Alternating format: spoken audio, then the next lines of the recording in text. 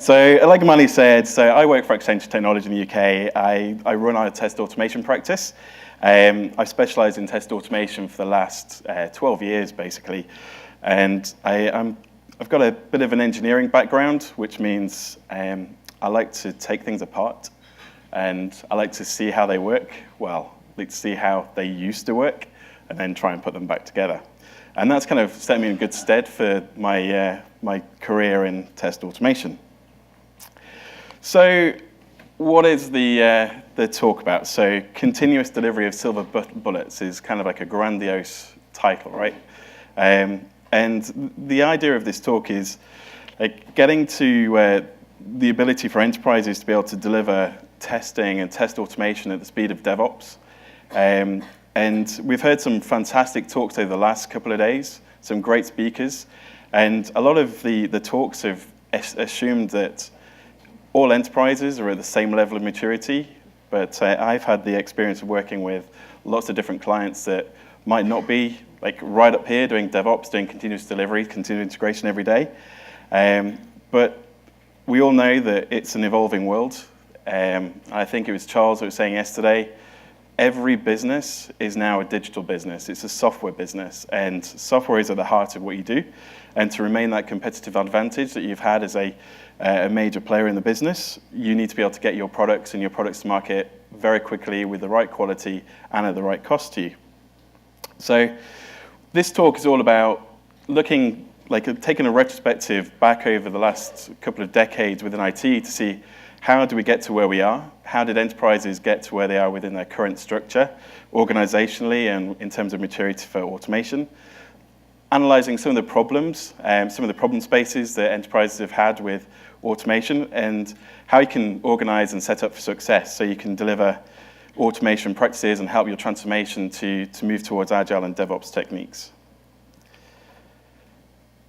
So taking a look back at the brief history of software engineering, so there's been a bit of a trend in the talks over the last couple of days. So this is my take on history. So if you go back like 4,000 years BC, systems engineering was like a standard practice with irrigation systems and things in Egypt. Fast forward a couple of millennia, and you look at when did like the practice of software and systems engineering really start? It was kind of like back in like 1956 with Sage. Taking a little step further forward with 1970s, and you've got the Royce Winston white paper around software delivery practices and how it didn't actually say waterfall, but an iterative software delivery method based on multiple phases that then got termed as waterfall. It became like one of the first de facto delivery methods. Stepping forward a little bit further, you've got the US Department of Defense and military white papers that specified specifically how any vendor delivering software and systems to the defense industry, how they should go through multiple different phases. So replan, require, design, build, test, operate. And that kind of like has fed our minds of how enterprises should be organized and how they deliver software. 1994 onwards, we started seeing some differences in delivery methods. So Agile kind of came in a little bit later, but you had XP and RAD. And then a bunch of quite clever guys got together in 2001 in a nice little ranch and had a little conversation and said, we can do things better, we can do things a different way, and we value different things over all this documentation, the rigor and processes, but how do we get the value out? So that was in 2001. And then move forward a little bit further. So then organizations started looking at DevOps techniques. So like how do we actually get these things out quicker? So Agile is a way of working and a way of building software, but like the value stream piece that we've heard a number of times over the last couple of days, we knew it started to become a thing because Gartner published an article, right, in 2009 that DevOps was a thing. And then it's taken quite a few more years for enterprises to be able to start adopting those techniques. So 2010s onwards, that's kind of like where enterprises have now started to look at this, and it's taken quite a long time for them to look at how they can start adopting those techniques. In the same time, if you look at on the bottom, so what are the kind of things that are actually going on in the IT industry? So we start off with Sage with like massive IT systems, moving on to Apple's incorporation. You've got the Apple II, you've got Internet Explorer, like the different like uses of the internet, so Hotmail and Windows XP started coming out, and Facebook, tablets. The consumerization and the level of adoption of IT and the accessibility of IT, it was massively changing towards the latest couple of decades. So what has that meant to IT and to enterprise organizations? So naturally, organizations typically structure themselves around that model. So the business was the ones that had the products. They're the ones that want IT systems to deliver something for them. So they took the responsibility for defining the requirements. Then you've got the IT organization that was responsible for designing and building, testing, and supporting that platform. So you've got like design and architecture teams based around platforms. You've got components, development teams based around components and platforms. And you've got the QA teams that are based around business domains. And then you've got operations teams that just take all of that stuff and make sure it works in production. Testing naturally then evolved around that model. So if you look at the testing column, so obvious things that you do in the testing phase, you execute your test scripts, you identify defects, you start doing some analysis and the QA, and you started to identify there was some like quality issues that are coming around, right? So with this waterfall-based approach, we're starting to see when things are coming into testing that there were a lot of defects. So we started doing some like shift left activities.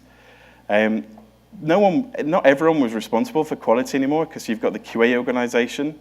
The QA organization owns quality, so there was like actually a dip in the quality of the code that was coming in. And the implications of that is you ended up with this kind of like wall between development and testing teams. Has anyone here experienced that, where you're in your QA organization and you're starting to see quality of the builds coming in is decreasing? Now, that's the kind of the last thing I'm going to talk about in terms of like the broader testing perspective. We're going to focus now on how does that impact automation.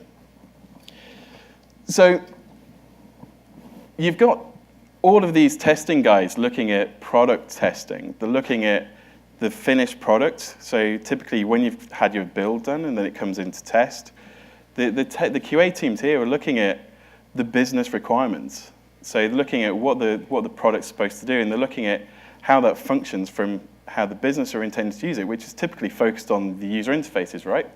And that's looking at complex end-to-end journeys. Automation teams, because the QA guys are responsible for automation, for testing, there is a natural assumption that test automation should therefore be the QA team's responsibility. And that caused a problem because automation teams were spun up as dedicated teams within these disciplines, within testing organizations. And because you're working in a waterfall model, the test automation guys were typically having to work in like catch-up mode.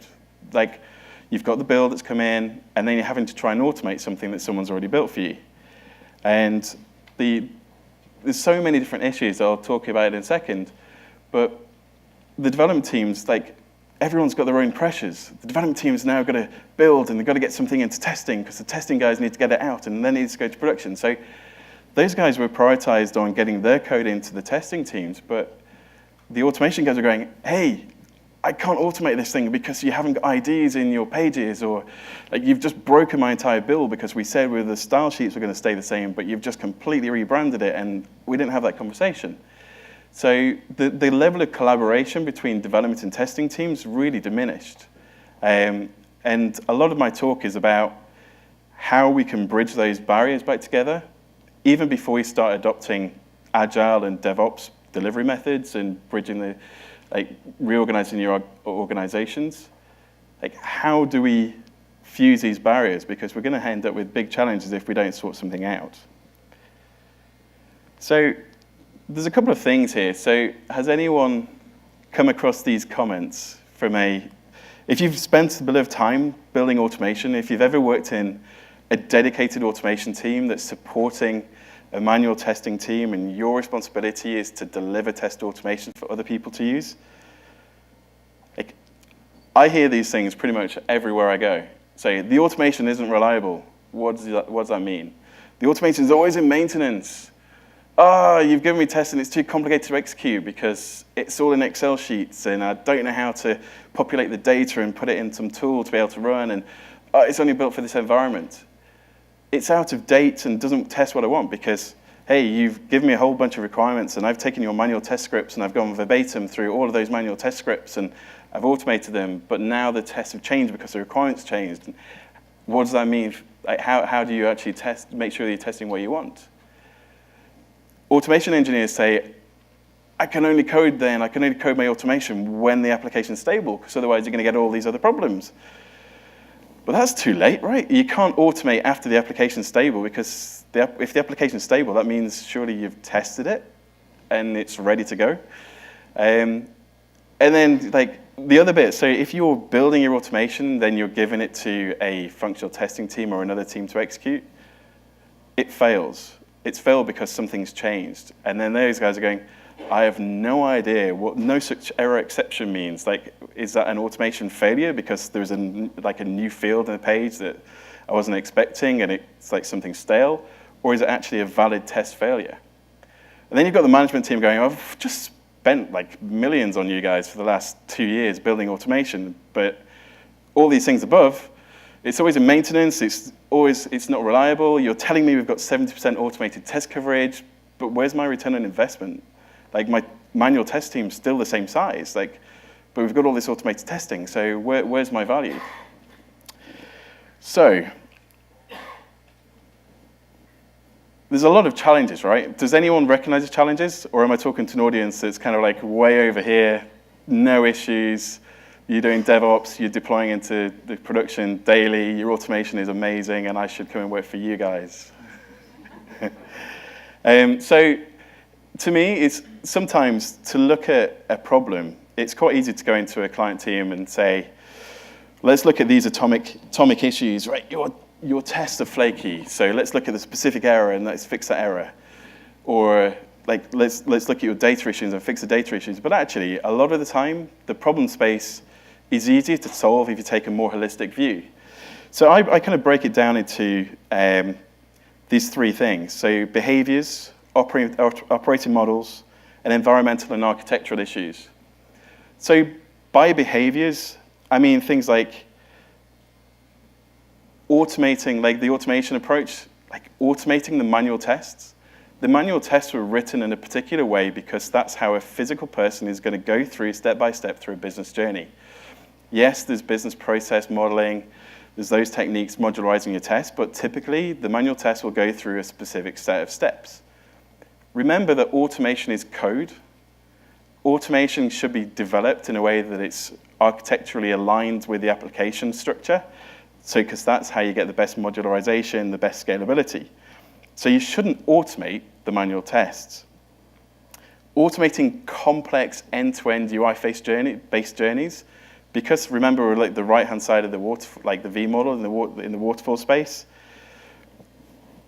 That's the most complex and most difficult thing to automate in a reliable and stable way, because if you're going through the UI and it's got an end-to-end in terms of a journey perspective, it's got to go through all these different systems and then you check the results again in the UI. If any part of that journey is broken, you've got flakiness in your tests, and we've heard lots about flaky tests. So that's not a great thing to be doing. There's also a behavior from a management perspective that it's metrics driven. So typically I see the management teams look at the manual tests and say, what's your automated test coverage? And I go to conferences like this and people say, a great number is 70%, 80%, should be getting to 100% test coverage. But what does that mean? Like, if you just go, well, I've got 1,000 manual test cases and I've automated 700 of them, does that mean I'm 70% covered?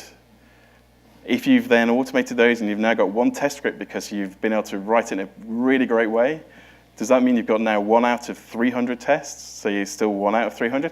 Like, it's really important to look at what those metrics are and make sure you've got the right metrics. There's a lot of focus on regression.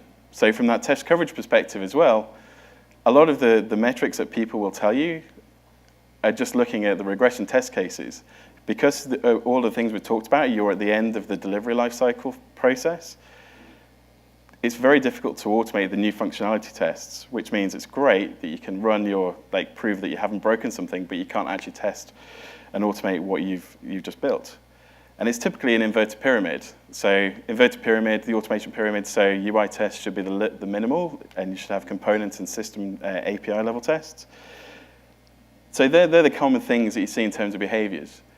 From an operating model perspective, pretty obvious, right? So automation teams disconnected from development teams, because typically organizationally, the development and the quality engineering organizations report into different groups or different management teams, it's very difficult to get the priorities aligned so they can have those open conversations to say, hey, look, this is what our strategy is, this is how we're automating. We need just to add some IDs or some identifiers, or let's understand what you're changing, how you're going to change it so that we can work together and make this thing work. And also, guys, you should be automating as well, not just us. So the applications typically aren't architected for automation because that responsibility has been put on the QA teams.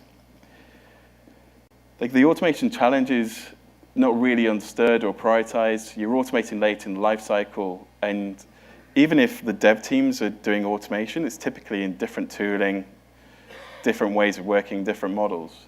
So those operating models just don't support an enterprise-type capability. From an environmental perspective, automation teams typically, when they first look at this, they go, we're going to execute our automated test cases in the same environment the manual testers are, which is very complicated for the data setup reasons. So if you've got a very complex architecture, you've got to get data set up, and typically you want to run automation a lot more frequently than you do your manual tests, so that data challenge becomes even bigger.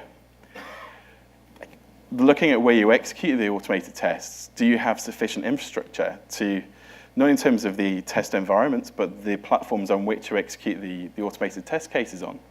So a lot of the times I go and see that clients they've got an automation tool installed on the developer's desktop, and then they go, right, I'm going to run the automation tests, and they click play on the tool that's on their laptop, and they go, well, I can't do anything now, or they try and run things overnight, and it's Windows is locked out, and you don't get any screenshots, and things stop working.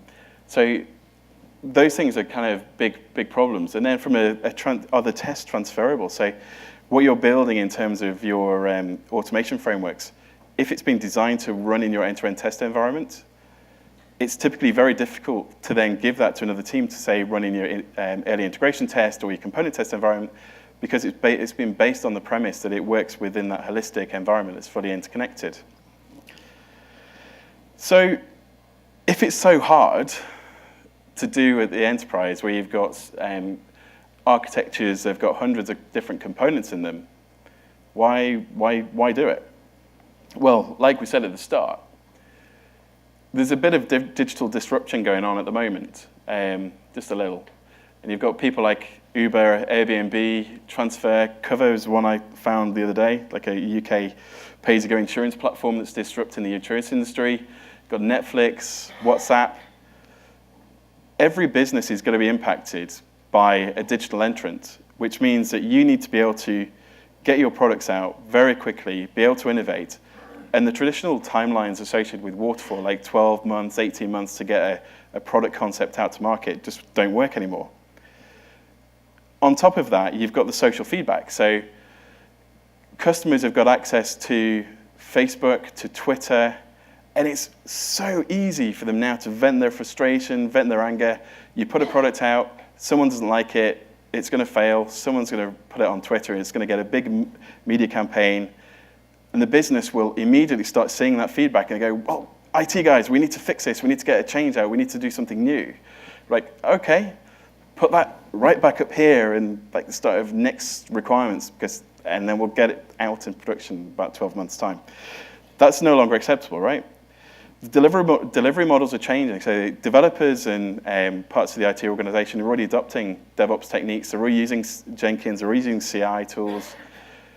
And you go, well, QA guys, can we use your automation scripts that you've just spent the last 5 years building? You're like, yeah. Stick my 2,000 test scripts in your Jenkins instance and good luck. because they're not going to work, right? So how do you work around that? And then obviously you've got the other pressures, so cost, time to market, and quality. You can get things into production very quickly if you don't do testing, but they're not going to work and they're not going to go well. So luckily, there's patterns for the challenges. The same patterns exist for solutions. So my typical strategy when I go and talk to clients is looking at the behavior. So what kind of things can you start doing? So if you're in that organizational structure where you've got problems and you've got challenges and your automation's not working, these are things that I try to look at in terms of behaviors. So one of the fallacies that I often see is the fixation that everything we've built before must be what we use going forward. And sometimes that's great. You might have a lot of stuff that's reusable, it's repurposable, but don't get fixated on looking back. There's a massive transformation that's taking place, and sometimes you just need to focus on the future and look at what the strategy should be longer term. Think broader than just the end-to-end testing that you've got right now. Like, there's a lot more there. So if you're not doing component tests, you're not really sure what your unit testing coverage is, you're not sure what your unit testing strategy is, this is where you need to start having those conversations and bringing all those teams together. You need to start leveling up on skills. I'm sorry, guys, but it's a fact, right? If you're a manual tester, there is a career path, definitely a career path, and testing isn't going away. It's what I've done for the last 12 years. I haven't actually executed manual tests ever, but there's a demand for test management, test architecture, test structure, quality engineering, and then there's a different discipline which is around the automation engineering with different skill sets. But within the organization, you're going to have to look at where do you invest, how do you make sure you've got the right skills, the right people with the right career architecture for them to have the opportunity to learn. And sometimes the wrong thing to do is to take your manual testers and say, every one of you guys must now be an automation engineer, and take your developers and go, every one of you developers must also now do testing. Because you know what? You're going to end up with some pretty bad developers, and you're going to end up with some pretty bad testers. You've got to find the right skills, you've got to find the right people, and you've got to align them to the right architecture. And it's not always about development either, right? There's some things that we're going to talk about that don't need coding skills. They need problem-solving skills, and it's looking for those resources as well. From a metrics perspective, stop fixating on the 70%, 80% automation coverage numbers. Look at the value. Look at how many times they've actually been run. What are they telling you? Looking at the results. If they're always failing and you're ignoring them, what are you doing with those failures? Start challenging, are they the right tests to be running in the first place? Clearly, you need to flip the pyramid. If all of your testing is just at the user interface layer, it goes without saying you need to start breaking that down, looking at how you can use those tests in a modular way within component testing, within the CI/CD processes. Unit testing is a given. And from a behavior perspective as well, you need to have a balanced level of autonomy. We'll come on to this a bit more in terms of the operating models, but giving people the ability to choose and select the right tooling for their purpose, for their problem space, is really important, rather than having a top-down, everyone must use this tool because we've got a great deal with this vendor and we've managed to get a 20% discount because we're using it at the enterprise. You know what? Sometimes if you're doing something complex or different, you might need to invest in multiple tools. So having multiple tools in your organization isn't such a bad thing. From an operating model perspective, a lot of what I've said is the problems are caused because of the barriers, the artificial barriers between teams. So whilst a lot of this stuff will get resolved as part of DevOps and Agile transformations, even within a waterfall context, if you can surface what those problems are around automation issues and really break them down, and so you can have those conversations with the right people in the development teams, within the QA teams, you can start to have those conversations. So I've seen some really great success where we've had our QA engineers going to sit with the developers and say, this is what our strategy is. Let's have a look at how you're structuring the pages. What's the broader company architecture plans? And then from that, you can understand how you want to architect your automation longer term. Having an enterprise automation strategy is a really good thing too. And by that, I mean having an operating model such that if you've got some predefined ways of working, that's quite a good thing. So you might say, well, actually, we've got some great architectural design principles around how we build our web interfaces, around our CRM, around our middleware.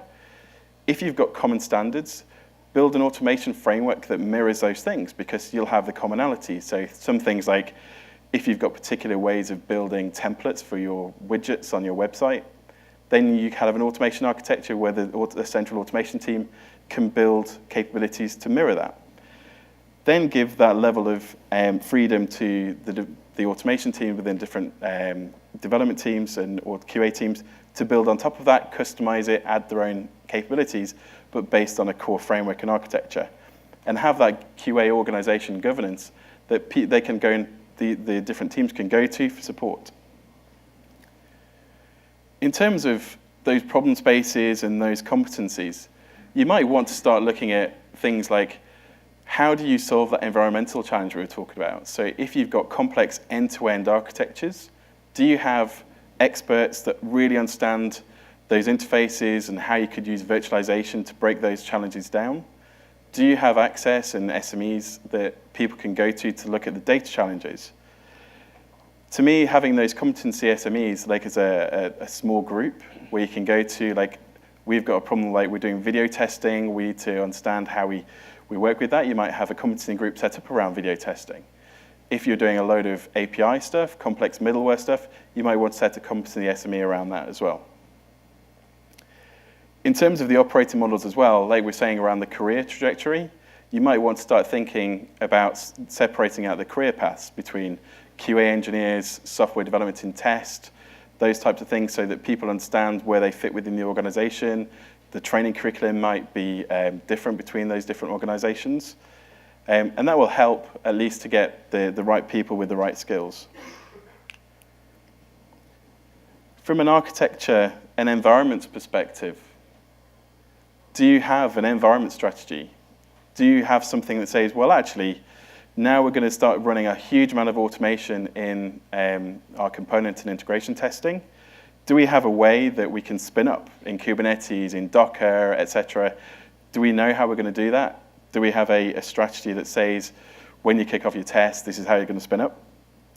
Do we have a data strategy that says, what we're going to do as an organization is all of our automated tests are going to build the data that they need as part of the automation journey? Or are we going to build a central capability that has like a data as a service request type method? So the automation scripts can just go to a central tool and get the data it needs.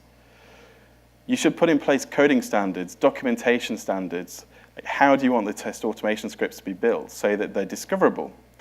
So at the enterprise scale, we've heard some great things over the last couple of days around how you can write automated test cases and how you can document them, and page object locators and page object models. But when you're talking enterprise scale and you've got those common reusable elements, you don't want people to start duplicating things. Don't repeat yourself is something we've heard out quite a few times. But how do you do that at the enterprise scale where you've got multiple vendors all doing their own thing? How do you make those things discoverable? From a virtualization perspective, like we talked about with the competency SMEs, virtualization is now becoming one of the critical things that you need within your organization. I'm talking about service virtualization as well as physical server virtualization.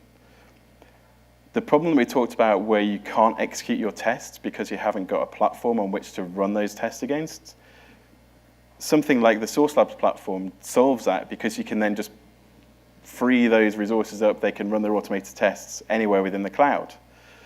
And a critical thing, obviously, you need to think about is version control. So there's some common themes that have been talked about over the last couple of days with, if you're building your applications and you've got multiple different test phases, you need to think about how you're going to version your tests so that you can be sure that you're running the right version of tests with the right application code standards and the right application versions.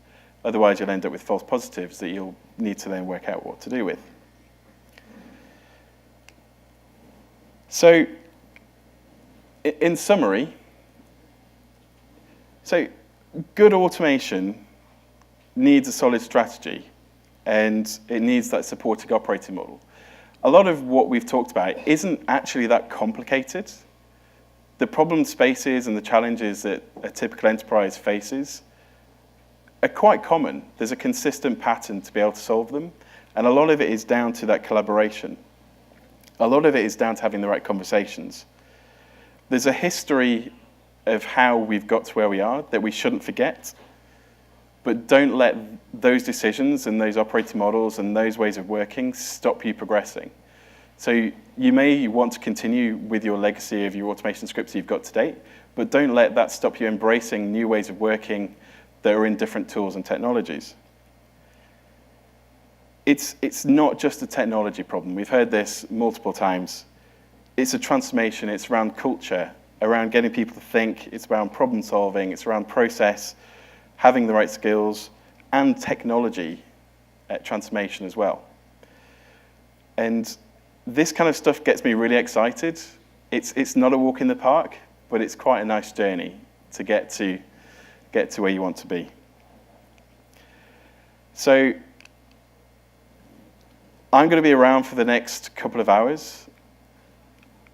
I'm going to fly back to Manchester tonight, but there's an awful lot of stuff that has to sit behind these things. So 30 minutes doesn't give me enough time to tell you how to go and do everything, just to give you enough time to talk about how you can go about solving and how the different things can come out, and what things you need to look out for. But I'm more than happy to help you guys. If you want to catch me on Twitter, or you can tag me on LinkedIn if you want. More than happy to have conversations with you. This is kind of my life. I'm quite a geek. I love automation. And to me, it's a pleasure to be around so many other people that are at all different ends of the spectrum, because I've certainly learned a lot from this conference. So with that, I'm going to say thank you for your time. I know it's a hard choice between learning about mobile testing and learning about enterprise transformation stuff. So thank you. We've got a couple of minutes if anyone's got any questions.